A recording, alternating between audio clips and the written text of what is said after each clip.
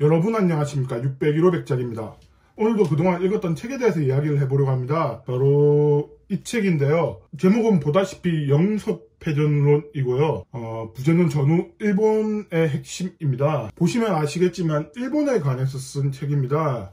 작가는 역시 일본 사람이고요. 원래는 일본 작가가 써서 일본에서 출판된 책입니다. 근데 뭐 책이 좋아서 그런 건지 아니면은 뭐 최근에 일본과 한국의 관계 때문에 그런 건지 이번에 한국에 번역이 되어서 나왔더라고요. 시기가 시기이니만큼 하필이면 또 왜 일본 책이냐고 하시겠지만 시기가 시기라서 읽어야 하는 책이라고 생각합니다. 그래서 이번에는 이 책 영속패전론이라는 책을 추천드리려고 가지고 나왔습니다. 제가 그동안 뭐 어떤 일본 친구들도 그렇고 일본 친구들을 보면서 참 많이 느꼈던 이질감들이 있습니다.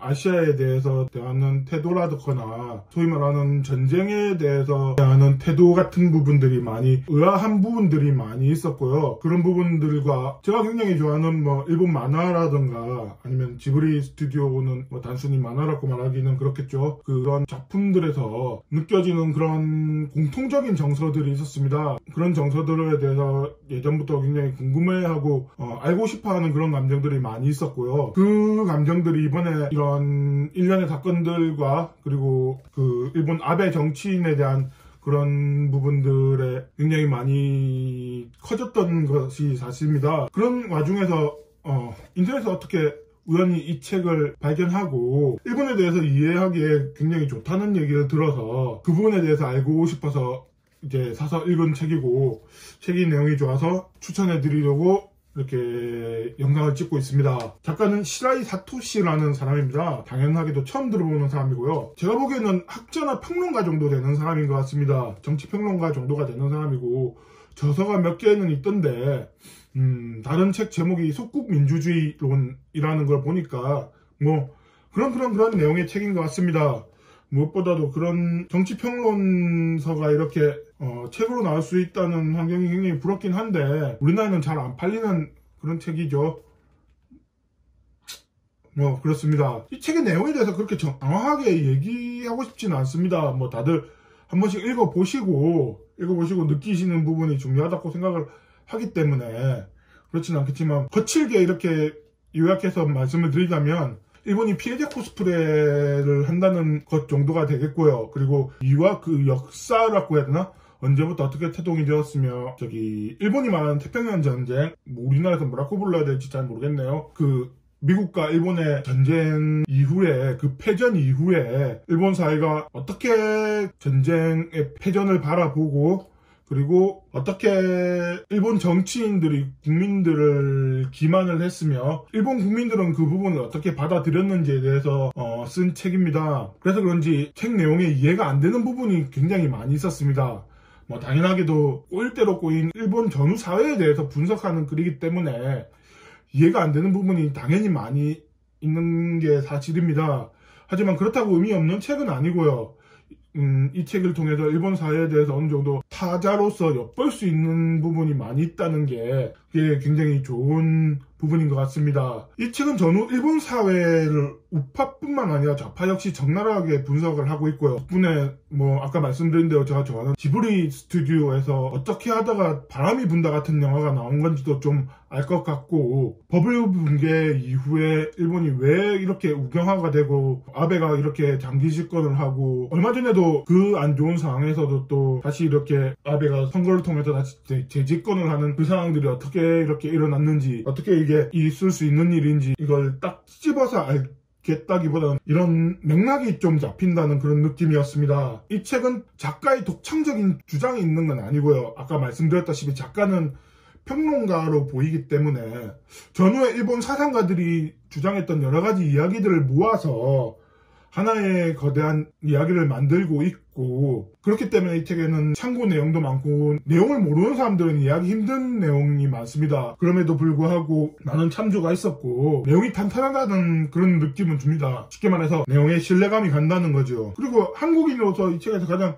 흥미로웠던 부분은 뭐 한 가지만 말씀드린다면 일본의 영토 분쟁에 대한 부분이었습니다. 북쪽 러시아와 북섬들에 관한 영토 분쟁이 있고요. 남쪽으로는 중국과 뭐 소위 말하는 갸오이다오 발음이 맞는지 모르겠지만 다오이다오 그리고 센카쿠 열도에 관한 그런 영토 분쟁이 있고요. 그리고 역시 한국과도 독도에 관한 영토 분쟁이 있는데 그 분쟁들이 어떻게 형성이 되었고 언제부터 형성이 되었고 왜 그런 영토 분쟁이 생겼으며 그리고 이 부분에 대해서 저희가 모르는 복잡한 부분들이 이렇게 있구나. 그리고 일본에서는 그 부분에 대해서 어떻게 인지를 하고 있는지 그런 부분에 대해서 잘 나와 있는 부분이 굉장히 좋았습니다. 그리고 그 세 가지 이야기를 일본 사람 입장에서 얘기를 하면서 어떻게 유기적으로 우리는 봐야 될 것인가 그리고 또 일본에 대해서 어떻게 우리가 대응을 하는 것이 좋을 것인가 일본이 어떤 부분에 대해서 싫어하고 약점이 가지고 있는 것인가 그 부분에 대해서 집중적으로 쓰진 않았지만 한국인으로서 당연히 흥미가 갔고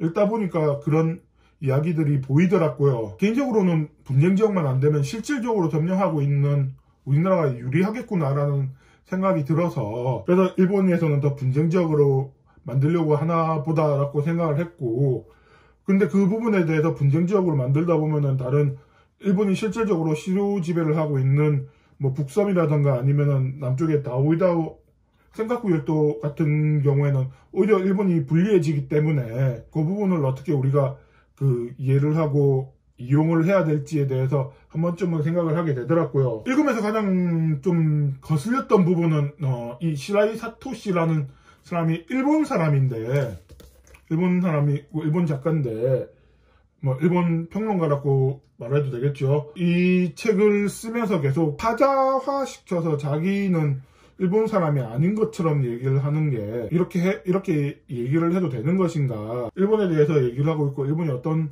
전쟁에서 어떤 가해를 했는지에 대해서도 얘기를 하고 있는데 그 부분에 대해서는 좀 불편한 부분이 있었습니다. 본인을 외국인이라고 생각을 하고 쓴 거라는 생각이 많이 들었는데 이 책에서 나오는 일본의 굉장히 큰 문제 중에 하나가 흔히 말하는 타라입구 정도가 되어서 아시아에서 나와서 유럽에 들어간다는 얘기인데 그런 관점에서는 본인도 같은 실수를 저지르고 있는 거 아닌가 전쟁의 책임이라든가 그런 부분에 대해서 자기도 객관적으로만 보려고 하고 있는 것은 아닌가 하는 생각이 들었습니다. 당연하게도 일본인을 대상으로 하는 이야기이기 때문에 그럴 수도 있다고 생각은 하지만 한국인이 봤을 때는 좀 많이 불편했습니다. 그런 부분이. 어쨌든 이 책은 굉장히 좋은 책이고요. 일본에 대해서 관심이 많이 있으시거나 그리고 지금 쏟아지는 일본 콘텐츠에 관심이 많으신 분이라면 한 번쯤 읽어보시기를 권장합니다. 일본 영화나 아니면 만화, 게임 같은 데서 일본 콘텐츠를 보면서 어렴풋이 느껴왔던 그런 느낌이라거나 감정 같은 것들을 어느 정도 정리할 수 있는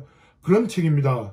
그런 의미에서 일본을 좋아하시고 일본 콘텐츠를 좋아하시고 일본에 대해서 좀 이해를 하고 싶으신 분들이나 일본 여행을 좋아하시는 분들이라면 한 번쯤은 읽어보시고 전후 일본의 사회가 어떤 식으로 책임을 회피했고 어떤 식으로 나아갈 것인지에 대해서 한 번쯤 생각을 해보시는 게 좋으실 것 같습니다. 영속패전론이고요. 주제는 전후 일본의 핵심입니다. 그리고 지은이는 시라이 사토시이고요. 옹긴이는 정신태라는 사람입니다. 출판사는 이숲 출판사고요. 정가는 15,000원인데 인터넷에서 사면은 좀 더 싸게 살 수 있겠죠. 일본에서 굉장히 상도 많이 받은 책이라고 하고 이 책에 대해서 찾아보다 보니까 만화로 된 영속패전론이라는 책도 있더라고요. 그런 거 보면은 이 책이 일본에서도 어느 정도 방향을 일으켰던 것 같고 그 책이 한국에서 번역되어 있는 거 보니 한국에서도 어느 정도 사람들한테 생각할 거리를 던져주고 어느 정도 화두를 던지는 부분이 있는 것 같긴 합니다. 다른 얘기긴 하지만 저도 일본에 사는 일본 친구가 있긴 있는데요. 그 친구는 일본인스럽지 않아서 아베 퇴진을 위한 시위 같은 데도 참석하고 반핵 시위 같은 것도 굉장히 활발하게 참석하는 그런 어떻게 보면 한국인에 가까운 그런 성격을 가지고 있습니다. 그 친구랑 얘기했을 때도 일본 사회에 대해서 굉장히 답답해하고 일본 사회가 어떻게 더 발전해야 되는지에 대해서 많은 생각을 하고 있더라고요. 일본인도 있고 일본 지식인들도 있기 때문에 한국에서 그런 운동에 대해서 어느 정도 지지를 보내는 것도 굉장히 좋다고 생각을 합니다. 좀 다른 얘기지만은 국경을 맞대고 있는 국가끼리 그렇게 으르렁거려서 뭐가 좋겠습니까? 서로 잘 지내면서 같이 이렇게 상부상조하면 좋긴 하겠지요. 물론 그렇기 위해서는 가해자인 일본의 태도 변화가 분명히 가장 첫 번째로 중요한 부분이고 그 부분을 어떻게 해야 될지까지는 제가 이렇게 말씀드리기도 힘들고 저도 잘 모르겠습니다. 어쨌든 영속패전론이고요. 일본에 대해서 관심이 많고 일본 여행을 좋아하시는 분들한테도 굉장히 좋은 책일 거라고 생각합니다. 한 번쯤은 읽어보시고 여기서 말하는 화두에 대해서 생각을 해보시는 것도 좋을 듯 하네요. 영속패전론 추천드립니다. 감사합니다.